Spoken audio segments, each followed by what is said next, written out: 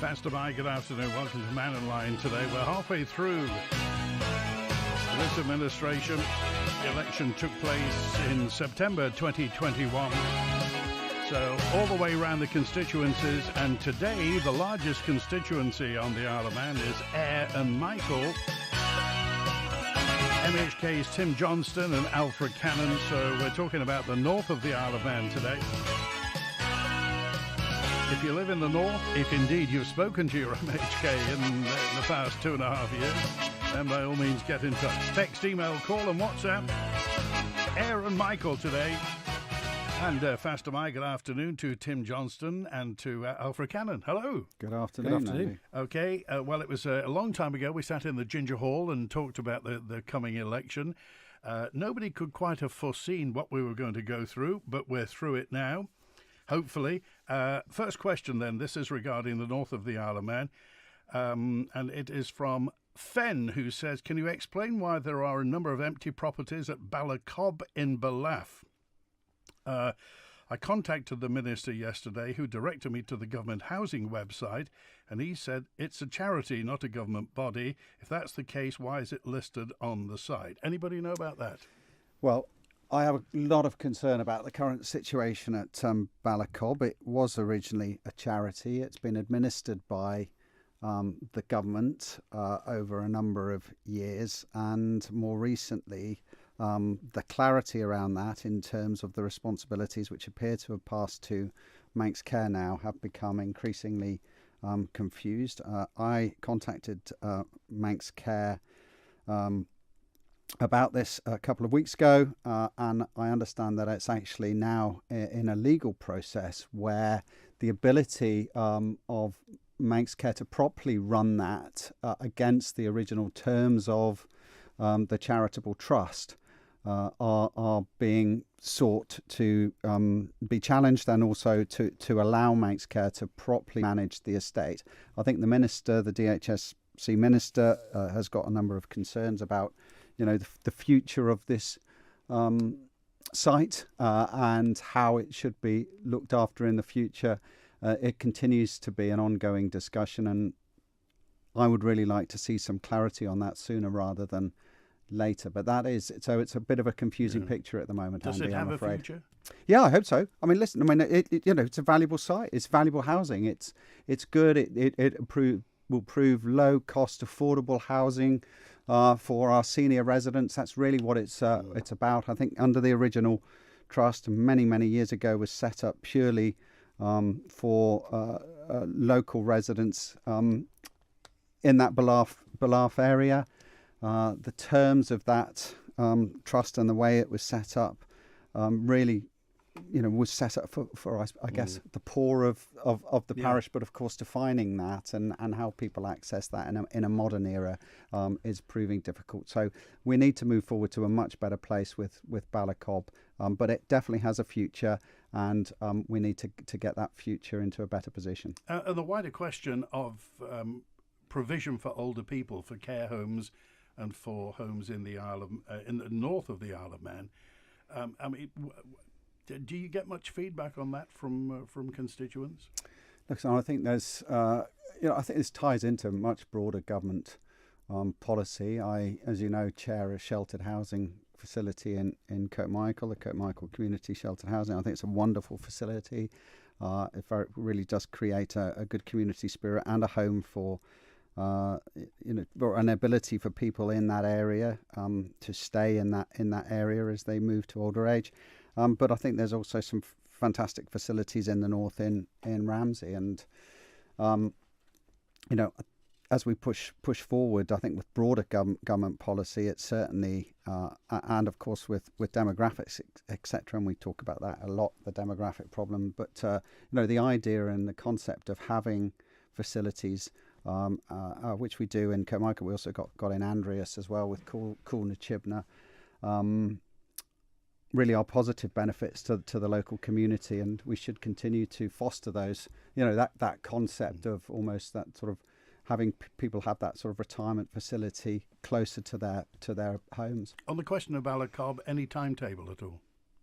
I don't have a timetable Right. per se, but it is a matter of concern, and I'll be pushing for resolution in that respect. I think this view of taking the original terms of the charitable trust, having those sort of changed effectively, has to be done by a court. The DHSC will have to present, and MHK will have to present the case for that to happen, and then we need to move to a position where there's a complete clarity about the responsibility, the funding, and how people access those properties. Okay, a note in from Shelley, who just said, could you ask Mr. Johnston about the state of coastal erosion now?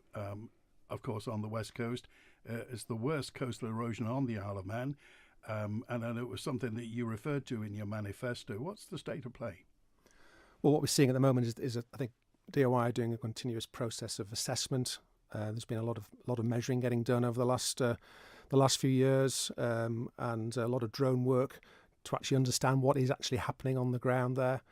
But clearly, anybody who goes down there can see that it is eroding at a fair rate. Yeah. So there's a science of understanding that and what's happening, but then of course next stage is, well, what can we do about it? And something does have to be done about it at some point. Clearly, if you're living down there, this is a real concern. So we can look at the geography of it, but at some point we have to start talking about what we're going to do, one way or the other, because people living down there, communities, people with mortgages, people on insurance, they need some certainty. So we're waiting to hear some more detail back, I think, from DOI on this. I know there's a meeting planned coming up where the DOI Minister is going to come and talk to commissioners in Kirkmichael about it. I'll be happy to go along to that, hear what's been said. I'm wanting to see that. I want to see some commitment to what they're going to do. When you were knocking doors in 2021, I'm assuming this came up.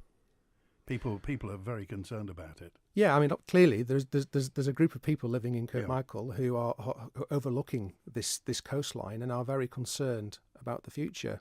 And we get a storm and we see another chunk fall into the sea, and I wanted to see something done about it. Now, obviously, we're talking about huge cost, but we have to start planning for that. And I also know that obviously this is a wider issue across the island on flooding and coastal management. So we need to understand that policy, and we want to see what plans are going to come forward for Kirkmichael.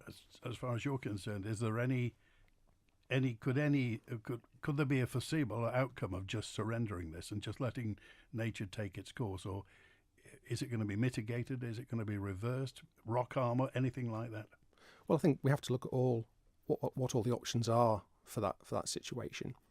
I think it would be, to me, incredibly concerning situation if we were sort of stick the white flag up and say we're going to abandon a community to the sea when there are potentially practical things we can do to stop it happening. Mr. Cannan? Well, I've been concerned about it ever since I came in, and it has been an issue. And all the data keeps coming in, and clearly, whichever way you spin it, you get to roughly. People will argue about this till the cows come home, but you could fairly say, I think, that there's a metre a year disappearing off that coastline, and it continues to shift in various forms. Each winter, particularly, I think the government's delay, prevarication around this has gone on for some considerable time. I think arguably if they'd acted when they put those initial boulders down at the bottom of Glenwillan, where you can see, actually, if you ever walk down there, Andy, you'll see how effective they've been in protecting the area where they've been placed. But of course the damage they then cause where they haven't. Yes. So in between they've almost forced the water and to attack that baseline at Glenwillan, but almost protected those 2 points, would have almost become sort of promontories themselves now. So there's strong evidence that it'll be successful, but it's one of those things where really we need to make a decision. And yes, the data is important. We've got to carry on ensuring that we've got the right data, but also there needs to be some conclusion brought to this in the next few years. Well, having been, your previous, sorry. So the idea that okay, you measure it and you say, oh well, we don't need to worry about it for 30 years, 40 years, 50 years. Well, we talk about mortgages and long-term plan. You can't just ignore these things and put things on the back burner. So it has to be addressed relatively soon. We have to start looking at that. Okay, and Mr. Cannan, obviously in your previous job as Treasury Minister and your current job, Manx finances are foremost as well. And to mitigate that, to put rock armour in or to do whatever is suggested to stop it, again, I mean, is that millions or hundreds of thousands? Yeah, no, it's clearly millions, Andy. I think if you're going to do a proper job down there, and we're talking across that front from Glenwillan down to Ayre, it's probably costs are sort of ranging about £8 million is the sort of latest figure that I heard, to do a proper job and put in the necessary protection. And clearly, as you know, the government's financing is under extreme pressure, I think, as a result of what we've been through with COVID in particular, and then the cost of living crisis and inflation. And I accept that, there's a lot of pressures around capital projects.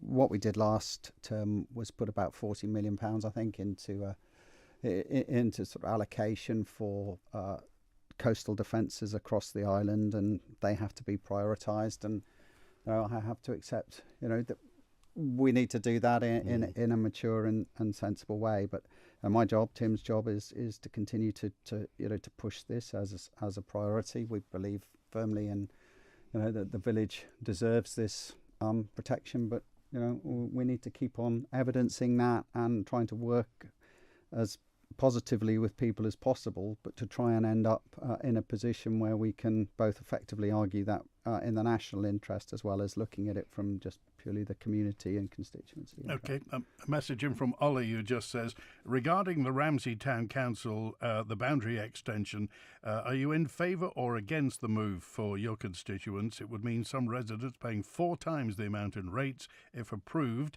and on top of a tax increase as well. The boundary extension. Tim Johnston. Well, certainly, when I talk to residents who be affected during the election campaign and since, I have found nobody who supports this move, Andy. I'm very clear opposition, very clear identification that people of Glenaldin and that surrounding area live in Lezayre and want to continue to do so. So I'm very supportive of that stance.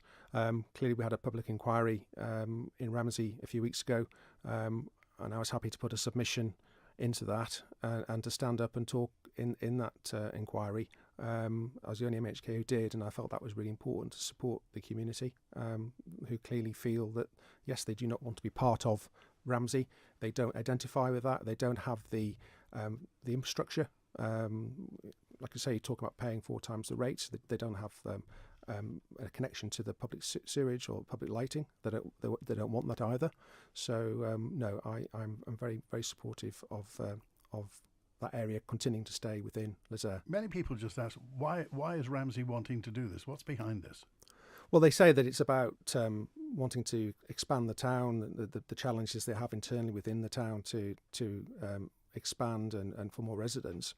But my view there is, and I think it fits well into planning policy and government policy, into saying that we need to be starting to look at our undeveloped sites within our towns, our brownfield sites. There's incentives there available. We need to start looking differently about how we develop. And sometimes there will be a necessity to build on greenfield sites, but we always need to be looking to see where we can develop on brownfield sites. I think there's plenty of opportunity within Ramsey for development. There's lots of areas around the town. Most people would say there's lots of areas around the town that are looking tired and work can be done. And there's no need, I don't believe at this stage, at any stage, for the boundaries to be extended. Mr. Cannan? Yeah, there's no substantial case for Ramsey's claim to expand the boundary at the moment, and absolutely crystal clear in terms of what they're asking for and the impact on the local residents is just not justified. So I will not be supporting any moves. Obviously depends now what the inspector says, and then clearly there has to be the respective motions etc. brought to Tynwald. But I will not be supporting any move to expand the boundary. But we are faced with a number of challenges as the island's shape is changing, and as we move into the future. But we also need to, as Tim says, be clear about what we are trying to do and create within our towns. And I think for me, I would rather that the commissioners as well were engaged in developing what they have within their current boundary and are really focusing on, some of the derelict sites that are lying in Ramsey, and working with central government to try and create a better vision for the north. And I think, for us, even in Ayre and Michael, it's important. We focus obviously on our villages and our village amenities, and of course it's very important to us. But it is still very important as well that we have well-functioning towns within reach, because they do have a broader range of facilities that a lot of our residents need to access, and whether that's secondary schools or main shopping centres. So I certainly am not disinterested in what Ramsey are doing, but I really do think that commissioners of towns and town centres or local authorities that are looking after these areas really do need to get on board with this idea now that we've got to redevelop our brownfield sites and focus on what our towns are looking like for the future. Okay, Sam. Hi, Sam. You're live with the Ayre and Michael MHKs, Tim Johnston and Alfred Cannan. Hi, Sam. Hi, thank you for taking my call. I'd like to ask them, how important do you deem our UNESCO biosphere status and our island's culture and heritage? Okay, Tim Johnston. I think it's incredibly important. I think that we are the only whole nation biosphere, and I think that's something we need to be very proud about, and I think it's something we need to make sure that we aren't complacent about, and we move it forward. I think it's a huge opportunity for the island as a showcase, a global showcase of what the island is about. I think it's important to remember that the biosphere is not just about the preservation of things; it is also about the working economy, and I think it's relevant across the whole of our economy, the importance of the biosphere, and it's something we need to do more with. I know we've got I think quite soon we have to sort of requalify, and I think it's really important that we work hard to make sure that we get through that, because it is something that's unique, and the Isle of Man and our heritage and our identity is incredibly important to us. Okay, Mr. Cannan. I'd support much of what Tim said, and I think that's the important message, is that this UNESCO biosphere whole island status that we've got is hugely important, but it's not just about one single issue, but it is about the way that communities come together, the facilities that are provided, and of course looking after the special parts that we have on our island and our island heritage. So a lot of it is combined, and I think it's a very, very valuable ambition that we should retain it, and we should work hard to retain it. Okay, Sam, anything to add?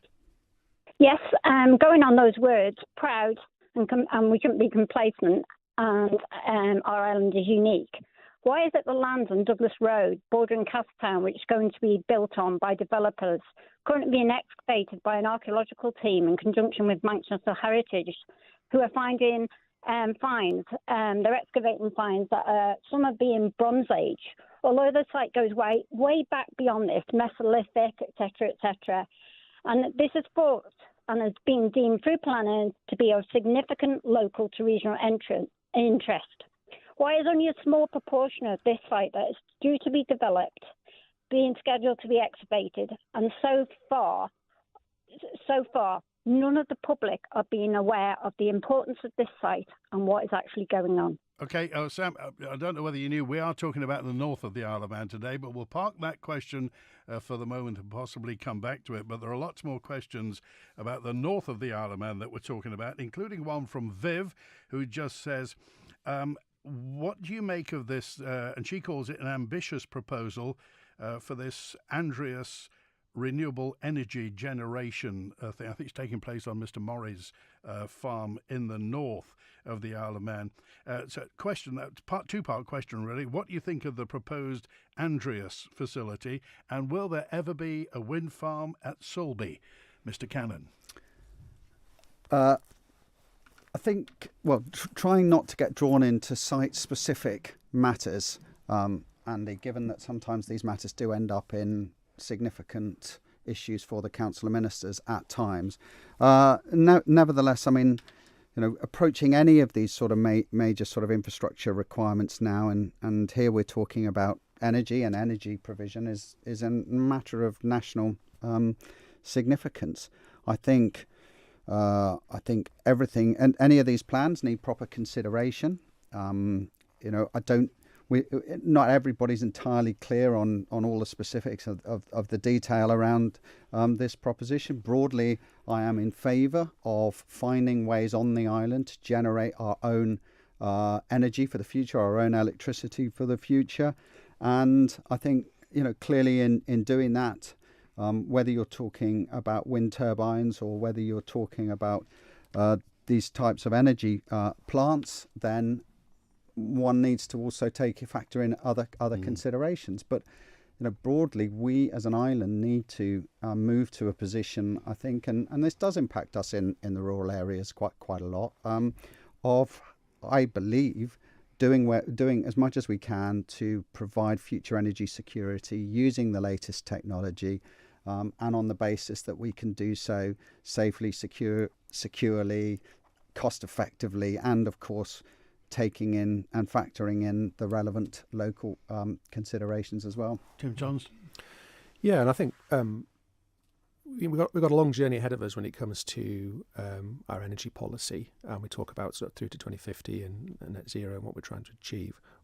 We know that we're going to have to replace our gas power station in the next sort of 10 years or so. That's going to happen regardless. So we have to face up to that and say, well, what do we do to replace that? And I think, as Alf said, the importance of energy security is really important for the island. Our economy is built on energy security, something we've actually taken for granted, I think, for a long time, having that. So whatever we do, we have to make sure we do that.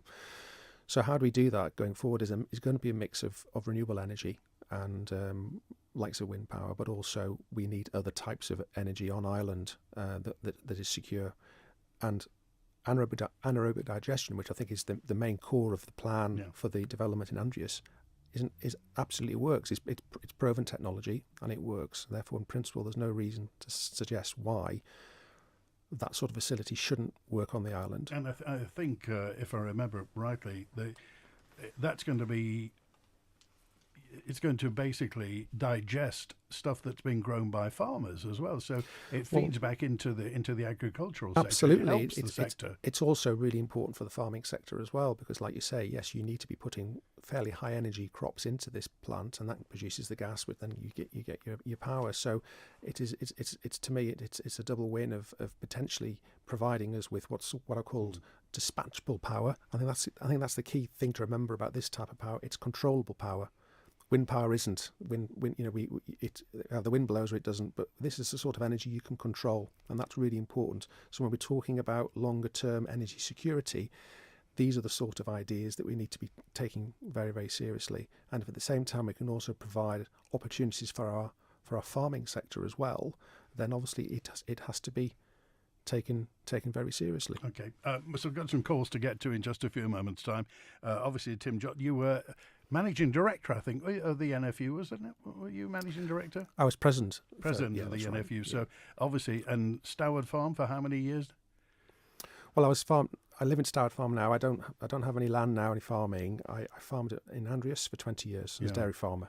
Yeah. So he knows of what he speaks, because we've got a couple of questions regarding farming coming up in just a few moments' time. We're talking about Ayre and Michael today with MHKs Alfred, Cannan and Tim Johnston on Mannin Line. I wish I had a better savings account. Did you hear about Skipton International's great rates for their savings accounts? No, tell me more. Skipton are currently offering a 5% AER fixed rate account maturing 14th of March 2025. Wow, that's a really good deal. It's no wonder Guernsey's bank Skipton International offers some of the best rates around. For details of all Skipton savings products, call 01481 730 730 or visit skiptoninternational.com. It's time to switch to Skipton. No withdrawals allowed until maturity. Interest is paid annually and upon maturity. Skipton International is licensed to take deposits by the GFSC and is a participant in the Guernsey Banking Deposit Compensation Scheme. See dcs.gg.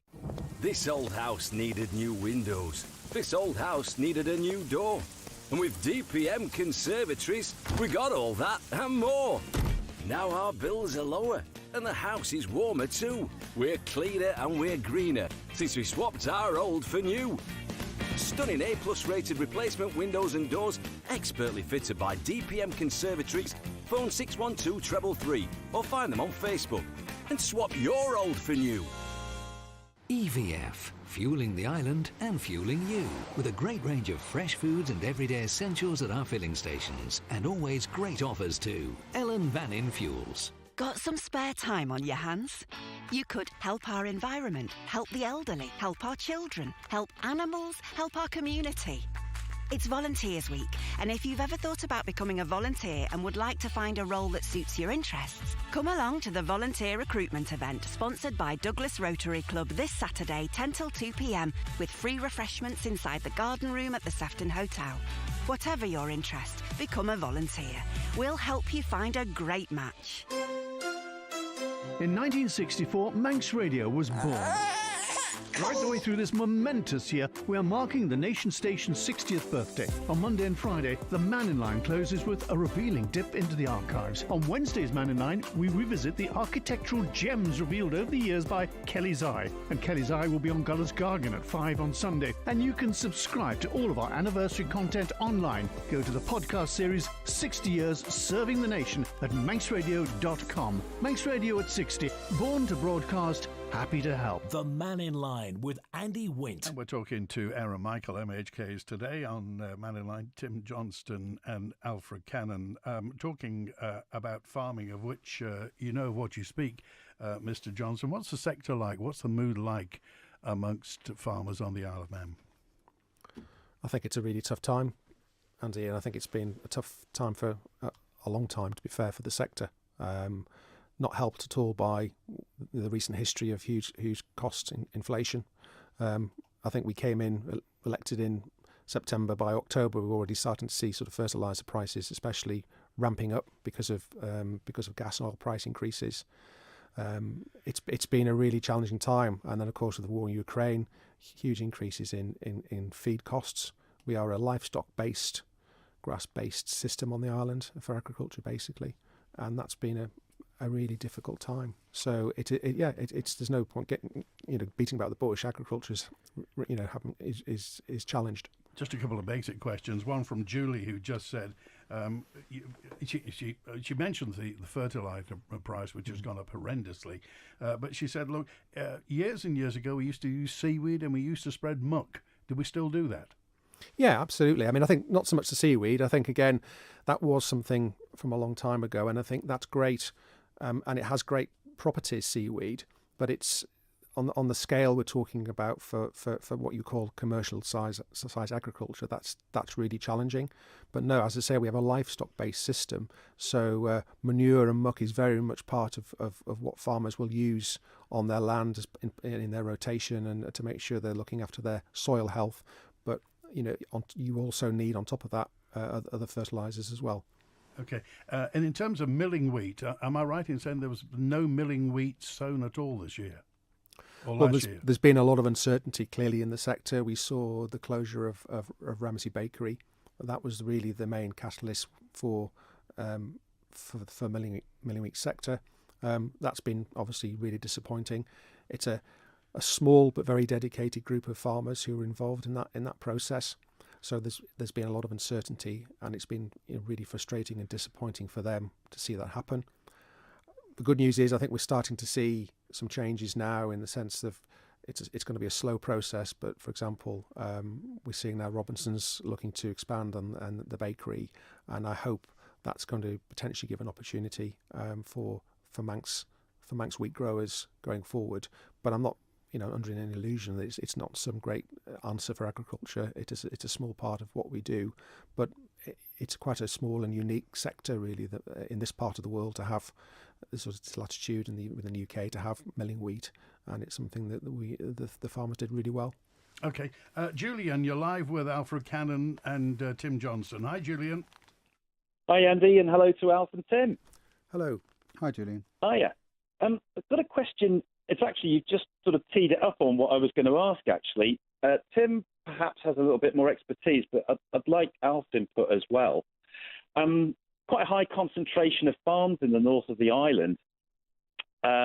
basically, despite the Intergovernmental Panel on Climate Change's assertion that beef production worldwide emits a lot of CO2, a recent report from the UK Agriculture and Horticulture Development Board states that many traditional UK farms, and similar to the Isle of Man, emit 95% less CO2 than the IPCC's estimate. Do you think that an accurate audit of the island's farming emissions would be a sensible step? Because as you said before, the farmers are suffering here, but if we're emitting far less, that could potentially remove onerous farming regulations, which theoretically would allow Manx farming to thrive, especially if my assertion is correct that farming emissions here could be as low as olive oil production. Yeah, I think you picked on a really interesting point there, and actually, yes, I mean, as a sector, as I say, we have a grass-based, livestock-based sector on the Isle of Man that historically, we haven't seen the industrial agriculture here as we've seen in other parts of the world, even in the UK. If you look at our landscape, and you talk about the north of the island, but right across the island, if you look at the patchwork of our hedges, we've got something like I think the greatest length of hedgerows in the world or in Europe on the Isle of Man.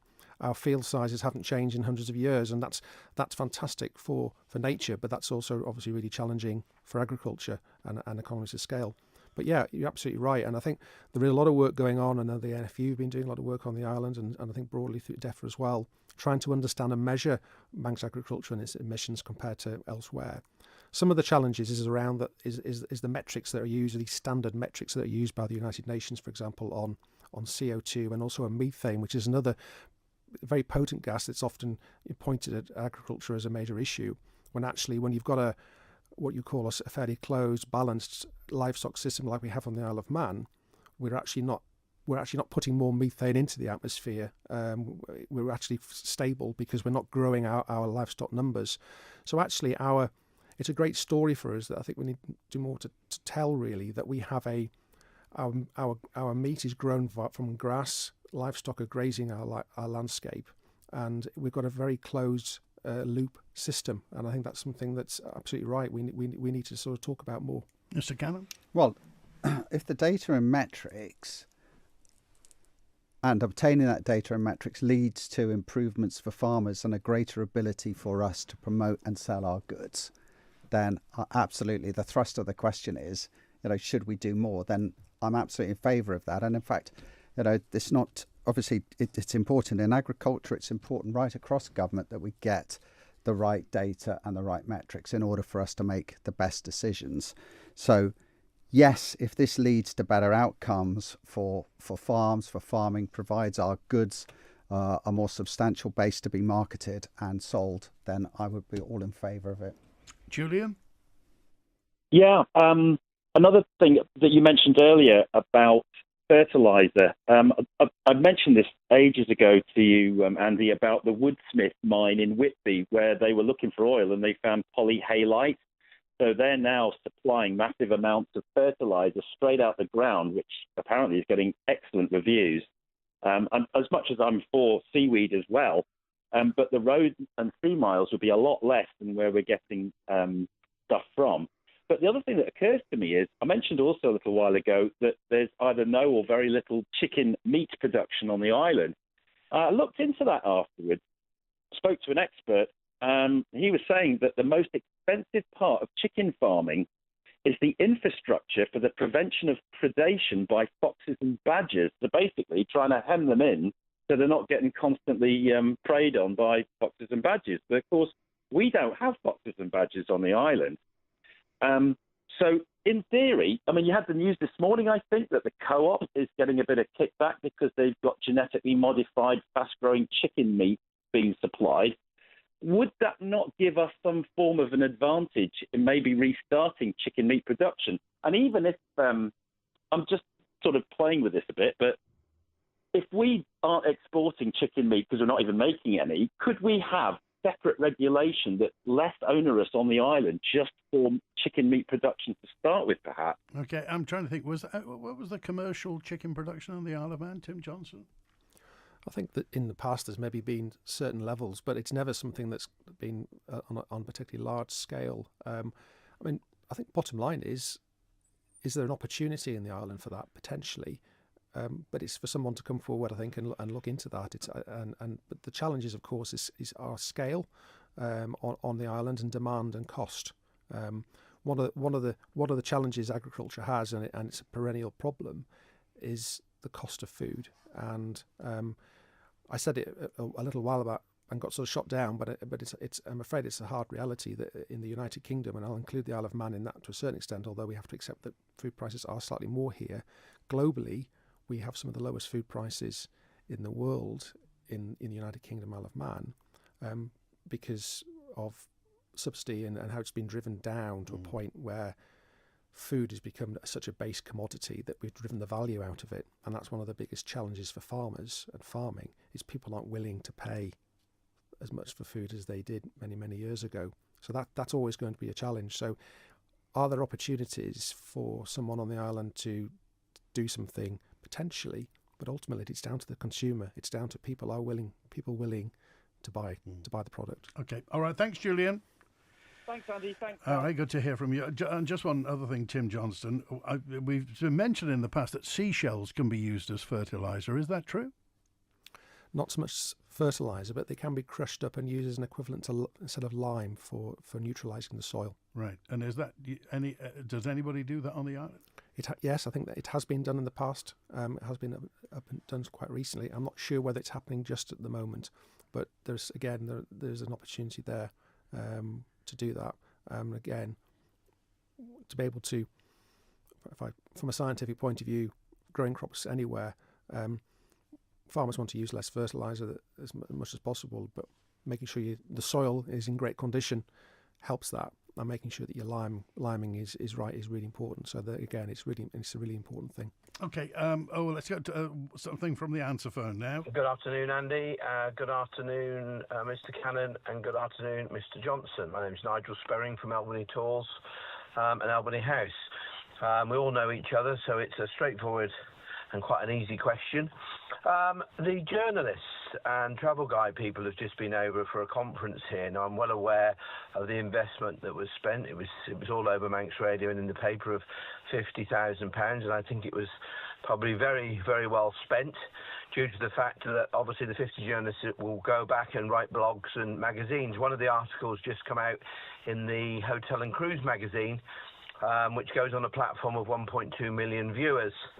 And it doesn't take rocket science to multiple read. Once people start reading articles about the Isle of Man and how beautiful it is and what we can offer, then I think we should do a lot more. And just thinking about it, once I realised how big the platforms are for all these events like this, is do we open the Isle of Man up for conference venues? Doesn't have to necessarily be for tourism. It brings people to the Isle of Man. And do we open the Isle of Man up so for people like farmers, people in the agricultural business, people in the finance business, because obviously our background in finance in the Isle of Man, people, let's say, in equestrian, because we have a lot of horses and horsey people over here.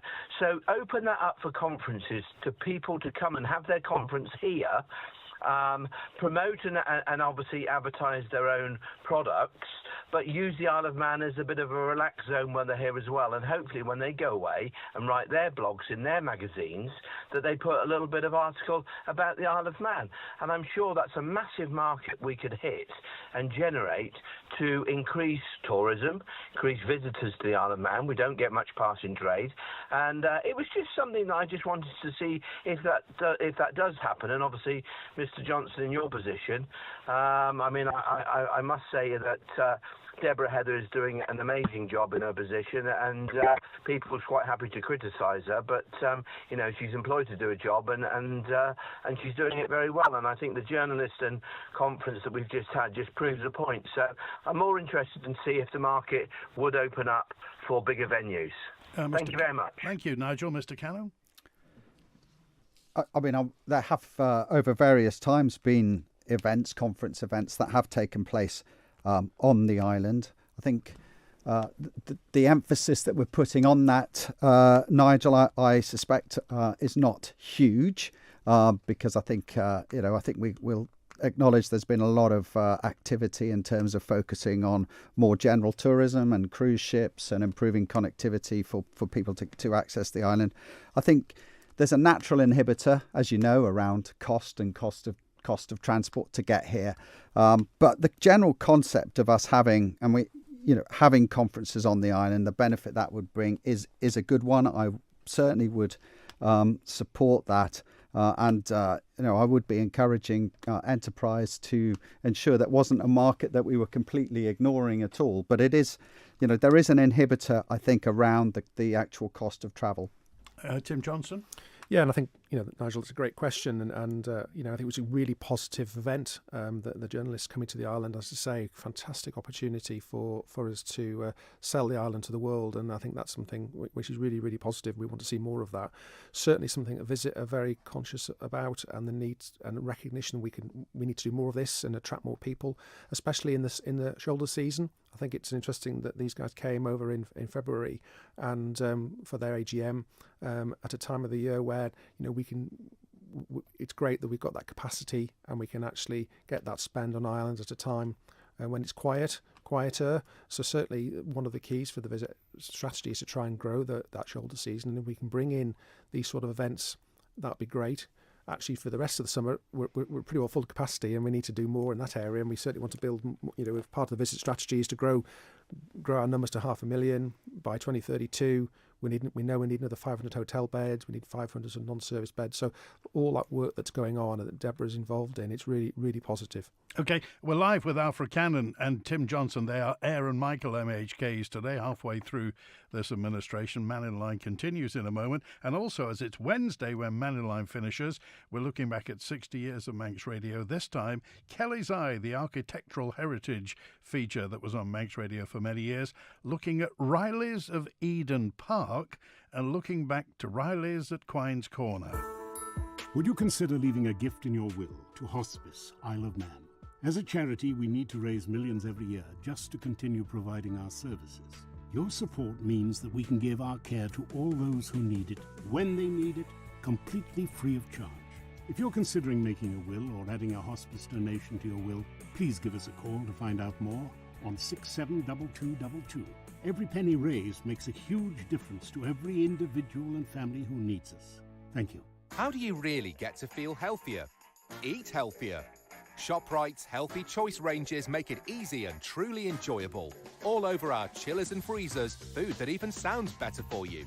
Like the Gym Kitchen protein-packed frozen meals, Plant Chef plant-based chilled and frozen food, and free from ranges across the store from pasta to cereal. Better for you doesn't have to mean boring anymore. Try our range of healthier alternatives. Available now at ShopRite. Hello, I'd like to rent a car for 3 days. Just something reasonable. No problem at all.